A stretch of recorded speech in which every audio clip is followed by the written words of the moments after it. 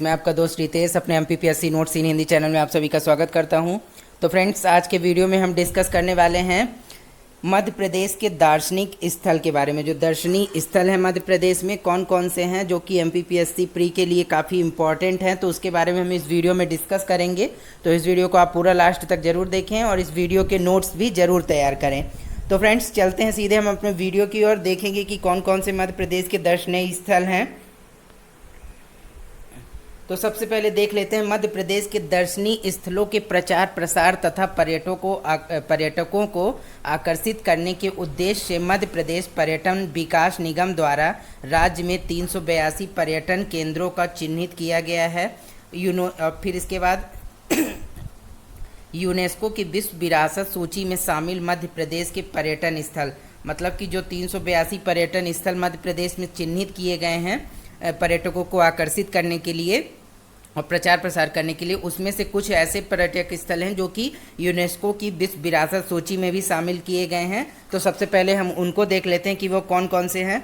तो सबसे पहला है खजुराहो, जो 1986 में शामिल किया गया था यूनेस्को के अंतर्गत, और सांची बौद्ध स्तूप अगला, ये 1989 में यूनेस्को में शामिल किया गया था। इसके बाद अगला है भीमबेटका की गुफाएं, जो कि 2003 में यूनेस्को में शामिल की गई थी।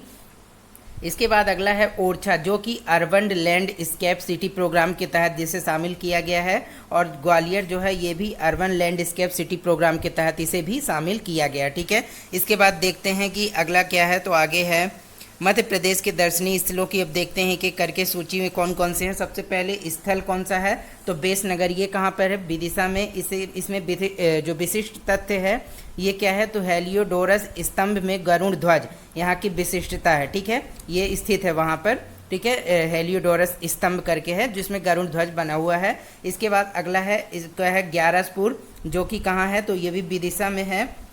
और विशिष्ट तथ्य क्या है इसका, तो इसका माला देवी मंदिर व त्रिपुर सुंदरी प्रतिमा है। ठीक है यहाँ पर। इसके बाद अगला क्या है, तो अगला है अमरकंटक। अमरकंटक में क्या है, तो अमरकंटक कहाँ पे आता है, तो पुष्पराजगढ़ तहसील अनूपपुर जिले के पुष्पराजगढ़ तहसील में। ठीक है, इसमें यहाँ पे लगभग 1057 मीटर ऊंचाई पर स्थित कपिल धारा एवं दुग्ध धारा प्रपात, नर्मदा कुंड, माई की बगिया, कबीरा चौरा, नवग्रह मंदिर, जैन मंदिर, आदिनाथ मंदिर स्थित हैं, और 2005 में इसे पवित्र नगर घोषित किया गया था। ठीक है, इसके बाद हम देखते हैं आगे क्या है। तो आगे है चित्रकूट जो है मंदाकिनी नदी के तट पर है, आपको पता होगा। इसके बाद अवस्थिति जो है सतना में है इसकी। चित्रकूट कहाँ आता है, किस जिले में, तो सतना जिले में। इसमें विशिष्ट तथ्य क्या क्या हैं, यहाँ ब्रह्मा विष्णु व महेश ने यहीं पर बाल अवतार लिए थे।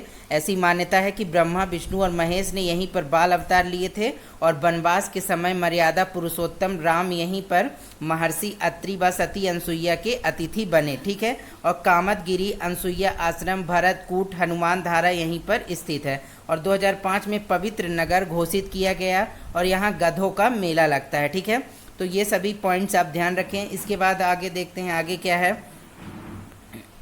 तो आगे है अगला स्थल है मैहर। मैहर में क्या है प्रमुख, तो ये सतना जिले में स्थित है। इसके बाद इसका विशिष्ट तथ्य क्या है, तो शारदा माँ का मंदिर है। संगीतकार अलाउद्दीन खान की कर्मभूमि यहीं पर थी। ठीक है, और 2005 में पवित्र नगर घोषित किया गया था। ठीक है, कौन, मैहर। इसके बाद देखते हैं आगे क्या है। तो आगे है दर्शनीय स्थल में कौन है, सांची। सांची क्या है, तो सांची है रायसेन जिले में आता है, और विशिष्ट तथ्य क्या है, बौद्ध तीर्थ स्थल यहाँ पर है सांची में, जो कि ठीक है आपको पता होगा यूनेस्को में भी ये शामिल है, जैसा कि मैंने ऊपर आपको बताया। और यहाँ 3 स्तूप हैं। स्तूप की रेलिंग सुंगों ने बनवाई, मतलब कि जो सुंग वंश था भारत में हुआ करता था कभी, तो उन्हों के द्वारा यहाँ पर सुंगों के द्वारा ही स्तूप की रेलिंग बनवाई गई थी। और जो सांची का बौद्ध स्तूप ये किसके द्वारा स्थापित किया गया था, तो ये अशोक के द्वारा, मौर्य वंश के जो शासक अशोक था उसके द्वारा ये स्थापित करवाया गया था। ठीक है, इसके बाद देखते हैं स्थल अगला क्या है, मुक्तागिरी।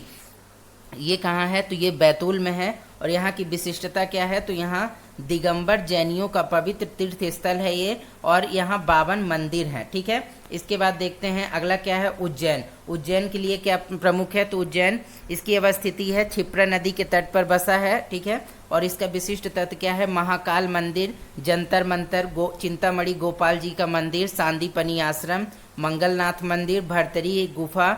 यहाँ पर 12 वर्षों के बाद कुंभ मेला लगता है और 2005 में पवित्र नगर घोषित किया गया था ये। ठीक है, ये सबसे महत्वपूर्ण क्या है, कुंभ मेला यहाँ पर लगता है 12 वर्षों के बाद। इसके बाद देखते हैं अगला क्या है, ओंकारेश्वर। ये कहाँ है, तो ये खंडवा नर्मदा नदी के तट पर है। ठीक है, और यहाँ की विशिष्टता क्या है, मध्यकालीन ब्राह्मण शैली में बना ओंकार मंदाता का मंदिर, सिद्धनाथ का मंदिर, गौरी सोमनाथ मंदिर और शंकराचार्य की गुफाएं हैं यहाँ पे। ठीक है, तो ये भी आप ध्यान रखें, कहाँ, तो खंडवा में। इसके बाद अगला क्या है, अगला है 52 गजा। 52 गजा से रिलेटेड क्या है, यह बड़वानी से 10 किलोमीटर दूर है। बड़वानी जो जिला है उससे 10 किलोमीटर दूर 52 गजा है, जिसका विशिष्ट तथ्य क्या है, तो जैन स्थल 15वीं शताब्दी की 52 फीट ऊंची ऋषभदेव मूर्ति स्थित है यहाँ पे। ठीक है, और इसके बाद अगला क्या है, तो अगला है खजुराहो।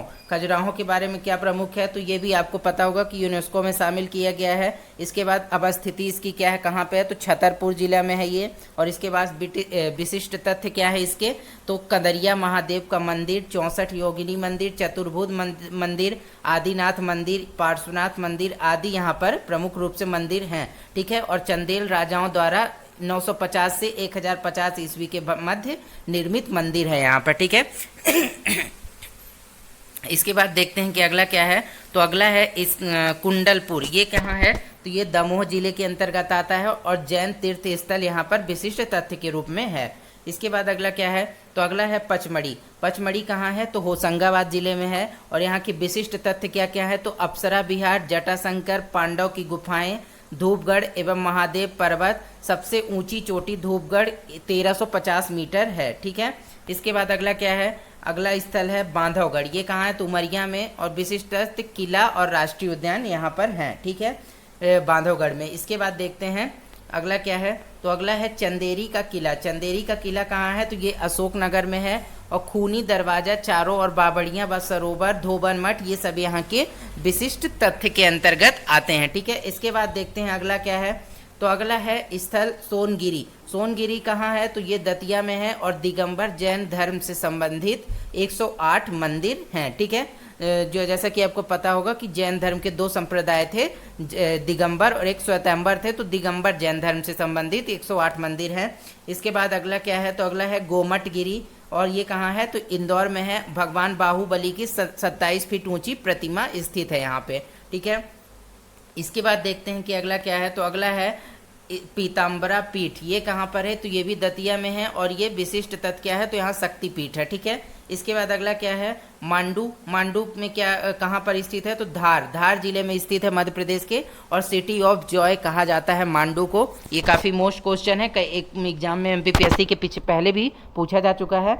इसके बाद यहाँ का विशिष्ट तथ्य क्या क्या है, तो यहाँ जहाज महल है, हिंडोला महल है, रानी रूपमती का महल है, बाज बहादुर का महल है, असरफी महल है। इसके अतिरिक्त कई और भी महल हैं यहाँ पे, इसलिए इसे सिटी ऑफ जॉय भी कहा जाता है। यहाँ पर महलों की नगरी कहा जाता है, इसे ये भी कहा जाता है महलों की नगरी, और सिटी ऑफ जॉय आनंद की नगरी भी कहा जाता है। ठीक है, इसके बाद देखते हैं कि अगला क्या है, अगला है भेड़ाघाट। भेड़ाघाट कहाँ है, तो भेड़ाघाट है जबलपुर में। ठीक है, इसके विशिष्ट तथ्य क्या है, तो नर्मदा नदी पर स्थित यह जलप्रपात दोनों ओर संगमरमर की चट्टानों से घिरा हुआ है और भृगु ऋषि ने यहीं पर तपस्या की थी, और बंदर कूदनी और 64 योगिनी के मंदिर हैं यहाँ पे। ठीक है, यहाँ पर अगला देखते हैं, अगला क्या है, तो अगला है स्थल, अगला कौन सा है, चचाई का जलप्रपात। और अवस्थिति यहाँ कहाँ है, तो रीवा में। रीवा में चचाई का जलप्रपात है और विशिष्ट तथ्य जो है 130 मीटर ऊंचा मध्य प्रदेश का सबसे ऊंचा जलप्रपात है यहाँ पे। ठीक है, और इसके बाद मध्य प्रदेश का सबसे ऊंचा जलप्रपात कौन सा है, तो चचाई जलप्रपात, ये भी आप ध्यान रखें। इसके बाद स्थल अगला कौन सा है, महेश्वर, जिसे महिष्मती भी पहले कहा जाता था प्राचीन काल, मतलब कि जो प्राचीन कुछ मध्यकाल के समय पर महिष्मती, या फिर जो पहले के जो राजा महाराजा होते थे उनके समय पर यहाँ इसका नाम महिष्मती हुआ करता था। ठीक है, और इसके बाद खरगोन। खरगोन जो है अवस्थिति ये यहाँ महेश्वर कहाँ है, तो खरगोन जिले के अंतर्गत आता है। और यहाँ पे विशिष्ट क्या है, तो यहाँ पर सशस्त्र धारा प्रपात है और अहिल्याबाई होलकर ने इसे अपनी राजधानी बनाया था। ठीक है, तो ये भी आप ध्यान रखिएगा कि अहिल्याबाई होलकर की राजधानी किसे बनाया था, तो महेश्वर को। इसके बाद इसका अगला जो लास्ट है हमारा, ये क्या है, तो 23वां क्या है, भरहुत स्तूप। ये कहाँ पर है, तो ये सतना में है और बौद्ध स्तूप के साक्ष्य यहाँ पर मिले हैं। ठीक है फ्रेंड्स, तो आज हमने डिस्कस किया मध्य प्रदेश के प्रमुख दार्शनिक स्थलों के बारे में इस वीडियो में। तो इसके बाद हम जब नेक्स्ट वीडियो लाएंगे तो उसमें भी हम किसी न्यू टॉपिक पर डिस्कस करेंगे। तो उसके लिए आप मेरे चैनल MPPSC नोट्स इन हिंदी को सब्सक्राइब कर लें, ताकि मेरे आने वाले सभी वीडियोस के नोटिफिकेशन जो आपको टाइम टू टाइम मिलते रहें।